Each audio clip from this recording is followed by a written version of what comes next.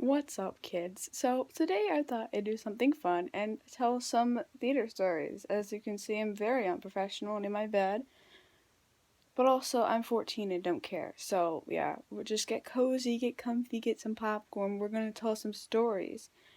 So, my first ever theater experience was in the second grade. And I don't know if you've ever heard of this book called The Great Kapok Tree, but basically it's about this guy who wants to cut down this tree, but the animals convince him not to. And I got the part that every girl ever wanted to, the one of the pretty animals, because I probably would have scratched them. Yes, I used to scratch people, but we're not talking about that. That's for another time. But yeah, the one of the three monarch butterflies, and it was pretty fun. And somehow, like in the show, play, whatever, we had to do a part in sync, and I don't know how the teacher got three second grade girls to say it in sync, but it's pretty impressive that we did that, in my opinion. That it was pretty fun. Although I do remember that at the end of the year, we were looking through just photos that the teachers took. Well, our teacher, sorry, took of us, just, live in those memories. And one photo was of that play. And I was just standing there because I did my little butterfly thing. And then I was itching my nose like this, but I remember it kind of looked like I was picking my nose. Maybe that, or like a chuckle or two. But I made such a big deal out of it. I was like, I was just itching my nose for like no reason. And at that point, everyone's like, okay, like Abby, shut up. Like, no one cares. They didn't say that, but looking back, they were definitely thinking it because I would think it too. It was pretty annoying. But yeah, that was my first ever theater experience. But my first real theater experience was in the sixth grade, um, in a production of, I've mentioned this before, but I was in You're a Good Man, Charlie Brown, and I did it with my best friend at the time, and it was a fun time, and a lot of things happened. But there's like two most memorable things. The first story is how I got to be a cloud. Yes, okay. So You're a Good Man, Charlie Brown, it isn't really an ensemble show. There really is only like six characters, like Charlie Brown, Snoopy, Lucy, Schroeder, Linus, and Sally. In the original production, that's all the characters.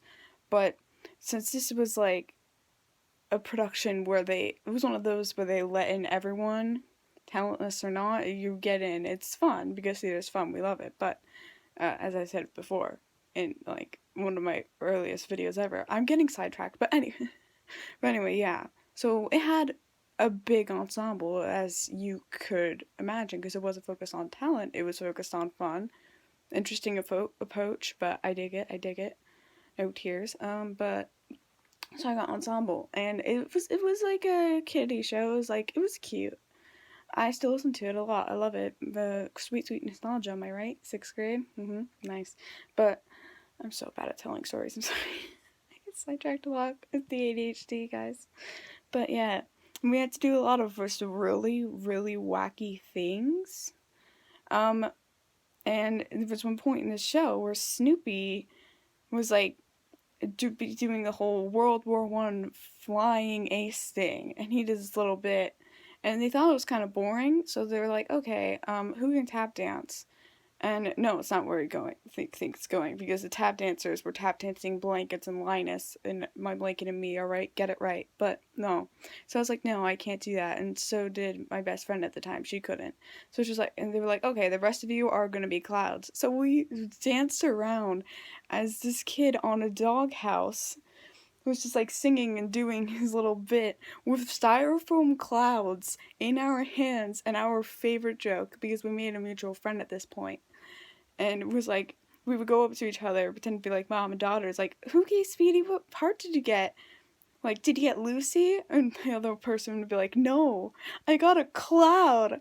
I'm so proud of you.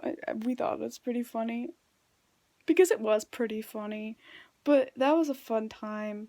A not so fun time doing the exact same show was when Charlie Brown forgot the lyrics to the opening song on the last showing of the production of Real Man Charlie Brown. Like, dude, I couldn't understand maybe the first show, man. But the last show, you mess up. And it's like, I tried to tell the other ensemble members, oh, they probably won't notice. You know, Charlie Brown's supposed to be clumsy. Of course he would mess up the lyrics to the opening song. I can't stage fright, but you've been doing this is like your third day in a row because we had a touche with Joe on that Saturday. Did you say Joe? Wow. I English good, guys. Like, nice. But I was like, I felt bad for the guy. Okay, I said I had two, but I remembered another pretty funny one. So, let me tell you about the time I made someone late for their cue. So, we were backstage, and we were making, like, these fake, like, really bad infomercials for just the stupidest products. And we thought this was the funniest thing ever. Because it was the funniest thing ever, clearly. And so Violet, we had a Violet, yes. They give like all the roles to older kids, but there were still older kids left, so they put in more roles. So Violet goes backstage, and it's right before like this Valentine's thing, as she does with Charlie Brown, which originally was supposed to be Lucy, but you know, older kids need the roles.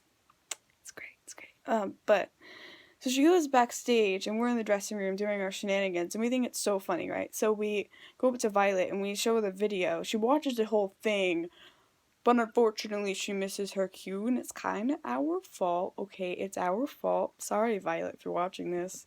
That would be mad awkward, though. I don't even remember her name, so I'm just gonna call her Violet, but yeah. And then, moving on from your Good Man Charlie Brown, the second reel, and let me talk. I've not all auditions have been like gotten me the part or a part at all. Like for example, in 7th grade, I completely bombed the audition for Shrek the Musical. Like I wanted Fiona, but I would have been fine with like a Sugar Plum Fairy, like an ensemble person. Like I knew I probably wasn't gonna get Fiona, and that is what I tried out for. But guys, I bombed this audition. It was terrible. It was my first real audition, but like, you know, ADHD, she mentioned like a website that we can find like the backing track because you should always practice to the backing track. I wasn't paying attention, didn't practice to the backing track. I totally just bombed the audition. It was pretty bad. My voice cracked because I was nervous. I wasn't in time. Sure as hell was not in tune or in key. It was just, oof, it was a disaster. I cried a lot because like all my other friends got into the show, and it's like, okay, if you audition, you have an automatic spot in stage crew if you want. And it was like I was too salty to be in stage crew. Ugh.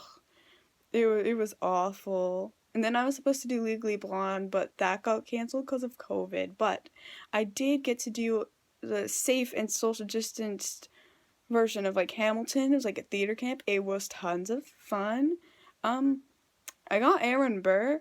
It's pretty impressive, but like 3 other people also got Aaron Burr because yeah, it was another show where everyone got in. Maybe I just suck at theater. Who knows? I'd hope not. Probably not. But at least a little self-confidence over here, guys. All right. Nice. Okay, but it was a lot of fun, and I'm trying to remember a story from it. Why can't? Wait. Oh yeah, I didn't really like the directors that much. If they're watching this, then that's hella awkward. There was a part in the show where it was in Right Hand Man, which was our last song because we aren't about to put together like an over 2-hour long musical in just a week. No, we're doing like 6 songs. I think it was 6 songs in a week. Okay, which is definitely hard, but yeah. But there was a part where I was ensemble, not Aaron Burr, and I had to pick up like this. I don't know what do you even call it. It's like a mini table. It's like, it was a step stool, not mini table even. I mean, that's how we used it for, what we used it for, whatever. English, not my forte, says the honors English student. I'm getting ahead of myself again. Oh my, I'm so annoying. Anyway, you love me. Stop. I'm so sorry. I'm like at a war with myself right now. This is such a bad video. But anyway, yeah. And they didn't give me a time as to when the heck in this song I'm supposed to lift it up and like put it on the stage. So they yell at me, and I'm like, dude, what do you want me to do? Like, come on, man. You don't yell at me for directions you didn't give. And then they assumed I wasn't paying attention when they called my name for costume fittings, when in fact everyone else was just being really loud. But other than that, the show is great. Oh my gosh, this is over 10 minutes. Okay, I need to stop. I hope you enjoyed the stories. Okay, love you the most. Bye. Eat your green.